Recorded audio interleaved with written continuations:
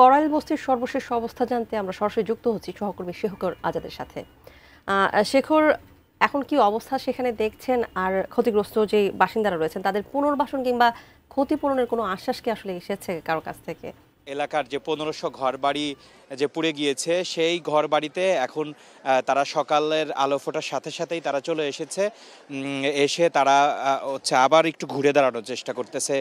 তারা যেই যেই পুড়ে যাওয়া যে ঘর, সেই ঘরের টিন, তারপরে যে ছাই পড়ে আছে সেগুলো আসলে সরাচ্ছে এবং হচ্ছে এগুলো ঠিক করার চেষ্টা করতেছে এবং সরিয়ে তারা চেষ্টা করতেছে যে যদি কোনো কিছু এখনো অক্ষত অবস্থায় থাকে সেটা উদ্ধারের চেষ্টা করতেছে। সেই সকাল থেকেই আমরা দেখছি যে সবাই যার যার জায়গা থেকে আবার সেই একটু ঘুরে দাঁড়ানোর জন্য তারা চেষ্টা করতেছে। খাবার পানি, আমার সহকর্মী রিপোর্টে যেটা দেখছিলেন যে খাবার এবং হচ্ছে খাবার পানির যে সংকটটা সেটা এখন পর্যন্ত আসলে খুব তীব্রভাবে আমরা লক্ষ্য করছি। অনেক সংগঠনের পক্ষ থেকে, অনেক দাতব্য প্রতিষ্ঠানের পক্ষ থেকে বিভিন্নভাবে খাবার আসছে এখানে, কিন্তু সেটা প্রপারভাবে প্ল্যানিং করে যে সবাইকে খাবার দেয়া বা কোথায় দিচ্ছে খাবার, এইগুলো আসলে কেউই জানে না। এটা যদি তারা নিজেদের মধ্যে থেকে যে কোনোভাবে খাবার পায় তাহলে তারা সেখানে ছুটে যাচ্ছে এবং তারা খাবার সংগ্রহ করছে, কিন্তু যারা এটা করতে পারছে না তারা আসলে বঞ্চিত হচ্ছে। তো সেই ক্ষেত্রে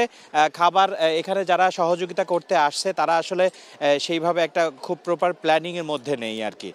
এলোমেলোভাবে তারা নিজের উদ্যোগে তারা আসলে এই কাজটা করছে। সেই জন্য আসলে সবাই আসলে এখন পর্যন্ত খাবার পাইনি। আমরা অনেকের সাথে কথা বলেছি যারা এখন পর্যন্ত খাবার পাইনি, এবং হচ্ছে আমরা লক্ষ্য করেছি সেই সকাল থেকে এবং এখনও আমরা লক্ষ্য করছি বিভিন্ন প্রতিষ্ঠানের পক্ষ থেকে, সরকারের পক্ষ থেকে, সমাজসেবা অধিদপ্তর, রেড ক্রিসেন্ট, তারপরে এরকম বিভিন্ন যে নানান দাতব্য প্রতিষ্ঠান আছে তাদের পক্ষ থেকে যেটা করা হচ্ছে যে এই যে ক্ষয়ক্ষতির পরিমাণ নিরূপণ করার চেষ্টা করা হচ্ছে।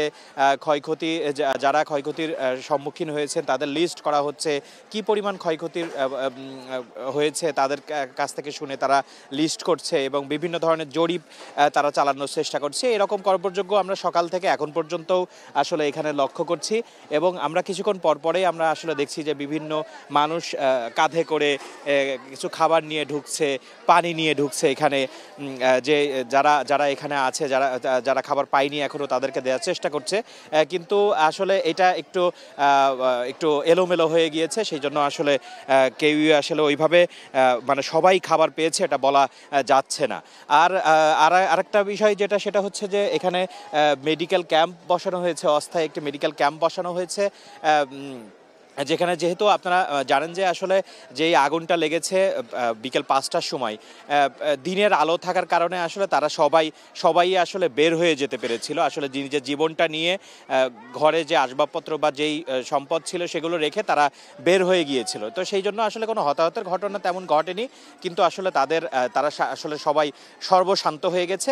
এখনকার চিত্র আসলে সেই সর্বশান্ত অবস্থা থেকে তারা আসলে একটু ঘুরে দাঁড়ানোর চেষ্টা করছে, একটু ছাউনি করে যেন আগামী রাতটা যেন পার করা যায় সেই চেষ্টা তারা করছে। এই ছিল আমার কাছে করাইল বস্তি থেকে সর্বশেষ।